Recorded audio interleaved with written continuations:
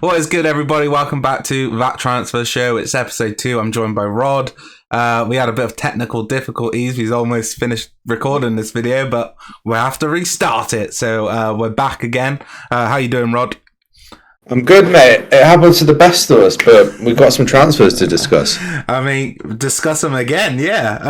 I guess we'll just get straight into it, guys. If you want to check out our other video, we was discussing the likes of Neymar, Lewandowski. It's already up on the channel, so be sure to go check that out. Leave a like if you enjoyed the video. Comment down below which transfer you think is most likely of this list, and subscribe to the channel so you don't miss any of the upcoming content. Rod, let's just get straight into it. Darwin Núñez was talking about this transfer earlier on, before the fucking problems, but you know, linked with United originally, and now it seems that Liverpool have gone in for him with a bid of crazy money, a combined €100 million, 80 millions up front, and 20 in installments. What do you think about this deal? I think it's an interesting deal. We don't usually put Liverpool up there with spending a huge amount of money on a player we can say he's unproven. Obviously, he's 22 years of age. He has got one of the highest conversion rates in Europe this year. Scored a bucket ton of goals in the Portuguese Premier League. Did quite well in the Champions League. Was a handful when he played Liverpool. But it's a lot of money. We're looking at £85 million in terms of euros. It will be €80 million plus €20 million in add-ons. If Liverpool do get it, I think Klopp is the manager to coach him into being a very good player. I think I'd bank on Klopp to do that, and it does make things quite interesting because it shows Liverpool really aren't messing around if they do pull this off. It's a lot of money, though. It is a lot of money, and we aren't used to seeing Liverpool spend this sort of money really on a player who's unproven.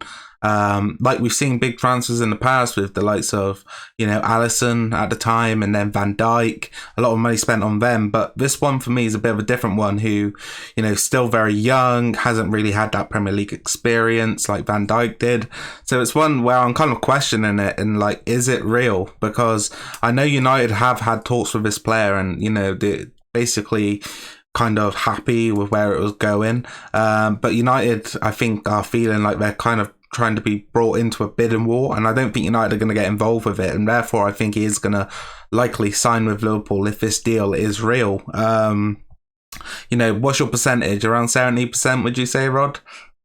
I'm gonna have to go 65. I think it's, if he does move to the Premier League, it will be to Liverpool compared to United. So I'm going to go 65, and it's going to be interesting to see if he does, mate, because I don't want this FPL headache. Yeah, man, he definitely would be a problem in FPL because I can see him having quite a decent goal scoring record, and with the way that Liverpool play, obviously the likes of Mane looking like he's going to be leaving, and now Origi's gone as well. He's definitely a player who'll be bagging a lot of goals. We move on to our second signing, Rod. One which is not a done deal yet, but it's looking like it's going to be a transfer which happens eventually. We've got Gabriel Jesus to from Man City to Arsenal or Real Madrid. For me, this is an interesting one, Rod. Like we were speaking just before, for me, he's a player who, yes, he's Premier League proven, but I don't think the move to Arsenal suits him. I think it's a bad move because, for me, I think Arsenal are looking for a striker who can bag guaranteed goals. For City, he has played up front, and his goal scoring numbers aren't ridiculous. He's done a good job, but he hasn't done this sort of job which makes you think he's an absolute ruthless sort of individual in front of goal. For me, I think the Real Madrid move suits him more. I think the pressure is less off him. I think if he does move to Arsenal, he's going to be the main man, and he's going to be needing to convert a lot of chances which are given to him. For me, at City, he was able to play that winger role, whereas at Arsenal, they have already got their wingers kind of down with Martinelli and Saka. I think it's a deal which, I think it could happen, but it's definitely one which I wouldn't really necessarily be excited about if I was an Arsenal fan. I think just looking at his record this year, obviously he's played 28 games and scored 8 goals. Got to remember, obviously he scored 4 of those goals in one game. He had huge shoes to fill after Aguero left, and he was meant to be this number 9 who's going to come in and do the business. I don't think he's been like that, but obviously he's been played out on the wing, or when he does play centre forward, He's been drifting a bit deeper. I think for Arsenal, I just think it would be a good fit. Obviously, they've got Eddie Nketiah as a backup, etc. I'm sure he'll be rotating. He can Jesus can play on the wing, maybe switch with Martinelli, etc. At 25 years of age, he's still fairly young, to be completely honest. I like the sound of him at Arsenal. I think they are favourites, but obviously we've got Real Madrid in there. We've got Chelsea who are looking at him apparently. I don't know. I do think he works at Arsenal, though, to be completely honest. So I'm going to go 55. 55% for Rod. 50 million, 55%. Yeah, for me, I think it's a deal which is kind of hard because I think, City don't see him as a goal scorer and sort of forward. I think that's kind of proven. That's why they kind of brought in Julian Alvarez and Erling Haaland. And for me, I don't see him as that either. And I think for Arsenal, that's what they need. They need a goal scorer in their team. I think Darwin Núñez would have been a good fit for him, in all honesty. For me, I'm going to go with 60% on this deal to be done, but I'm not a big fan of it, Rod. I think the Real Madrid move suits him a lot more. Tarkowski now, from Burnley to Everton. Done deal. What's your thoughts on this one, Rod? Big fan of this signing. Would not have minded him at Villa one bit to come couple with Diego Carlos. I think he is going to sort out Everton's defensive problems, which they concede a hell of a lot of goals. Like last year, they were conceding a silly amount of goals, mainly because they didn't have a centre-back partnership. Literally everyone was constantly injured or it just wouldn't work. His underlying numbers for Burnley were phenomenal, and he was playing in a very poor Burnley side. On a free transfer, due to obviously Burnley's huge financial troubles, we're talking 110k a week over 3 years, 15-16 million. It's pennies for a proven Premier League centre-back, and if they can maybe get him a partner, I think that centre-back area for Everton is going to be stellar. His Tarkowski's injury record's quite good as well, so I think a great bit of business, and I'm surprised more clubs didn't have more serious interest in him.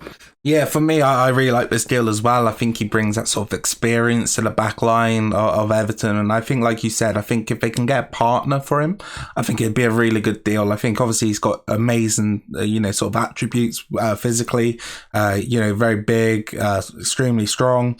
I think he suits the Everton back line a lot, but I think they could do with getting a partner who's maybe a bit more swifty, a bit more quick as well around the back. And for me, I think if they can do that, Everton have really shored up a part of their team, which was, very vulnerable last season. I guess we'll move on now, Rod, to another done deal. Matt Targett moving from Villa to Newcastle. I think this is a good signing all round for both teams.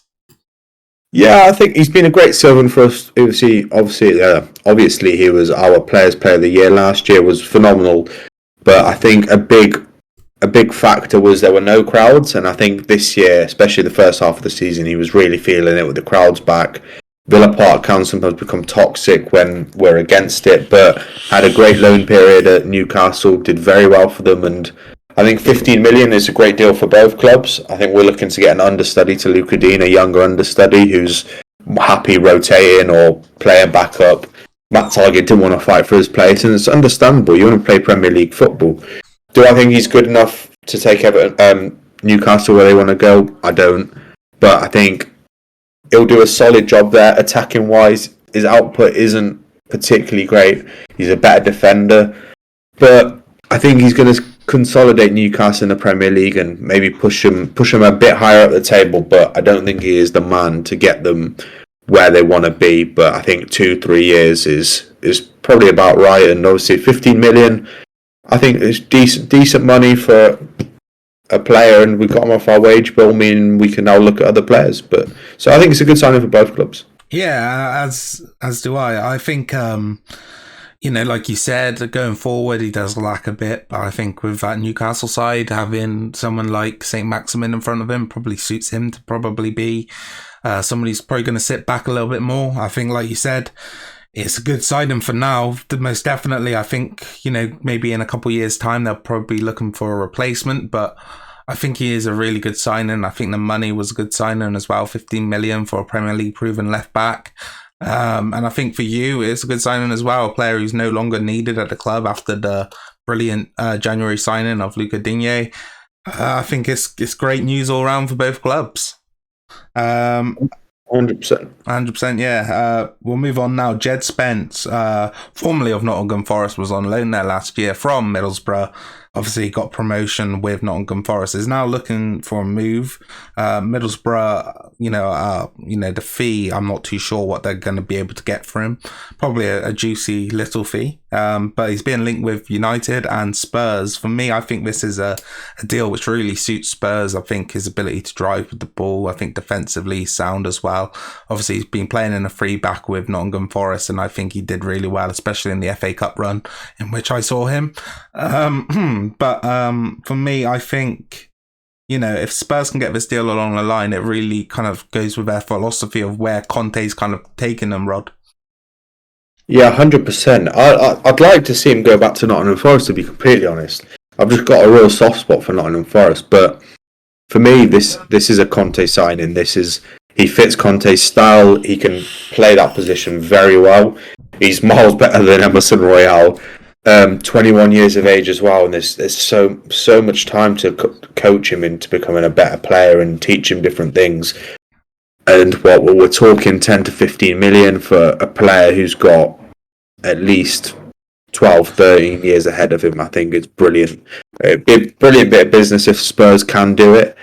I would prefer him though to go to Forest, but if he does go to Spurs, then Spurs are seriously building a real team. Yeah, I think with Doherty being there as well, someone he's going to be able to learn off, because I think Doherty is actually a really good right wing back. I think this deal's a really good one. I think Middlesbrough could probably do with a little bit of a tasty fee, somewhere around 10 to 15 million. I think would help them financially a lot as well. And I think for Spurs, this is a sort of player who coming in young, he's got a lot of years ahead of him. Obviously, you think Conte's probably going to be there for another 1, 2, 3 years, something like that.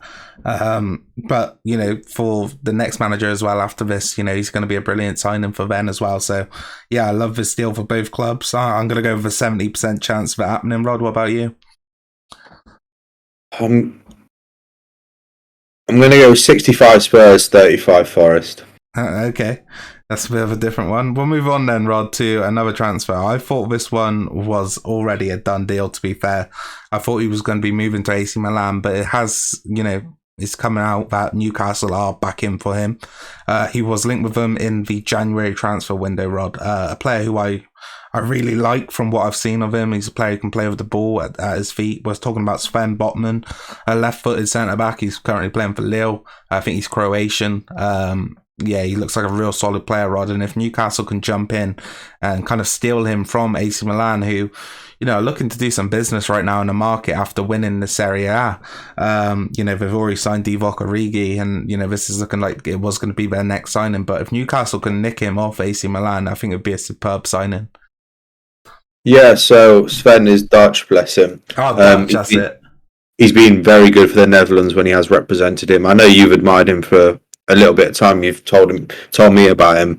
I think, mate, he's a great prospect. 22 years of age, still for a centre back especially, that's young, very young.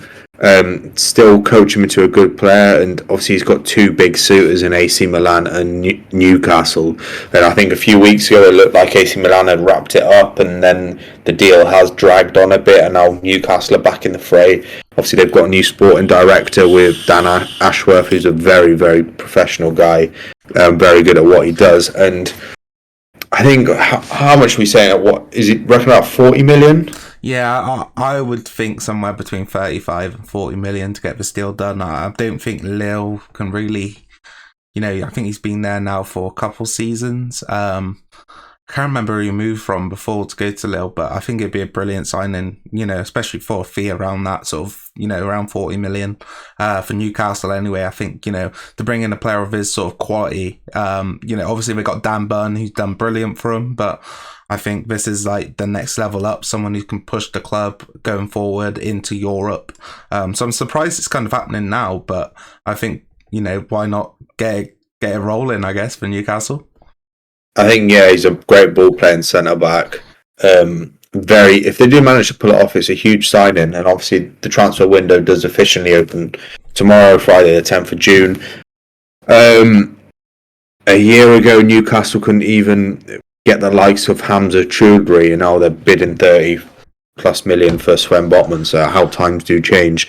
But I prefer them to go to AC Milan. Obviously, Newcastle, they're going to be up there, similar to what Villa want to be. So I'd rather our competitors had less quality. So yeah, I disagree with that. I'm not really bothered. I just like to see the best players in the Premier League. Obviously, it makes it harder for our clubs, I guess you could say. But I'd rather the Premier League be the best and it be worth winning and stuff like that. Do you know what I mean? I mean, two huge clubs. AC Milan's history is absolutely crazy. They did obviously just win the league last year. Yeah. Newcastle, great stadium, great culture behind the club. Big club. So I'm actually going to go with a 50-50 for each. Yeah, Each. I think you're right. I think for him, it's a big decision to make with, AC Milan in the position they are. I didn't think AC Milan were actually that great. I did watch a little bit of Serie A last year. It was on BT Sport, and I did enjoy it. It's not like the most fast-paced league, but it's a bit of a weird one. For me, I thought Inter were a better team than Milan in the end, and I was surprised that Milan got over the line with it. But yeah, for me, like you said, it is a massive decision because AC Milan, huge historic club, they're going to have European football next season. They've already won the league last year. What sort of position are they going to be looking to move into? Whereas Newcastle, we know that it's only a matter of time now, really, before they are a European football team again. Do you know what I mean? So, yeah, definitely, I agree, 50-50. I guess we'll move on to the next one, Rod. Bernardo Silva, last season it came out that he was looking for a move away from the club. Now he's being linked with Barcelona, especially if Frankie de Jong is to leave the club. Barcelona's in a weird situation where they basically got signings, but they can't even bring them in because of the financial position they are in. Initially, it looked like they were looking to move on Gavi and Frankie de Jong. Now it's looking like Gavi's going to stay, and Frankie de Jong is the player who's going to be leaving the club, potentially with United being linked very heavily with him. We discussed that on last week's video if you want to go check that out. But Bernardo Silva coming in for Barcelona, I think he's a player who really suits them, but for financial reasons, I think this one's a bit of a push. Yeah, I find the Spanish club dynamics crazy where Real Madrid, Barcelona, they're in $1 billion worth of debt. Hence why they wanted the Super League last year. Yet they can sanction these different signings and bring them in, and I find it crazy. I don't know how it works, but obviously, if Frankie de Jong does go, then there is a higher possibility of Bernardo Silva moving to Barcelona, which I can imagine is probably his dream move. But yeah, last year he announced that he wanted to leave, and Pep didn't want to get rid of him, and I mean, he was a huge part in them winning the league this year with some terrific performances, and he put up some very good numbers. Yeah. And Pep did come out a couple of days ago, I think, saying it would be very hard for Barcelona to sign Bernardo Silva, but football's a strange game, and things can change very quickly. And I'd rather say I like Bernardo Silva as a player. 27, so he's still not particularly old, and his ability is unquestionable. So I think it's probably about 35%. No, 45. No, 40. Yeah, 40% that he moves to Barca. I think he's staying at City. Yeah, I'm gonna go with 30%. Like you said, though, for me, he had that run last season, and he went on a terrific run of, especially in FPL, of picking up some really big points. And for me, he's a player who's come to City and he's adapted to the team really well. I think wherever you want to play him, he does a good job. And especially when you play him in that sort of De Bruyne role, he's willing to put in a tackle, which is something you don't necessarily think about when we saw foreign players join the league. And I think he's done a really good job at City. I can remember him at Monaco where it seemed impossible to tackle the guy. Especially in that Champions League run Monaco went on, a brilliant team back then. But for me, I think it's about 30% chance of happening. I do think he probably stays with City another year. I could see City probably going in big next year for some sort of midfielder. I think with De Bruyne getting a bit older, they've lost Fernandinho now, and I think Bernardo Silva one more year at City, and then probably looking to bring in a big signing next year. Obviously, I think it's going to be hard for them to really bring in too many more players this transfer window, especially with the massive deal for Erling Haaland. But it's definitely one I'm interested to see, Rod. The next one I'm going to be talking about, and it's the last one on this video, is Raheem Sterling. Kind of a player who's always been linked away with a move from City, but never really seems to go. Well, now he's being linked with quite a few clubs in all honesty, but the ones we're going to be focusing on is Barcelona, who we just talked about, and Chelsea. It's a bit of a weird one for me, Rod. For me, I don't rate Raheem Sterling that highly. I think he's been a player who is kind of like Jesse Lingard. He always seems to be like a 21-year-old and he's still got potential. But for me, he hasn't really become the player who I thought at one point he maybe could have become.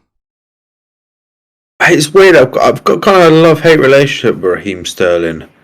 I like him as a player, but then I watch him and I get disappointed.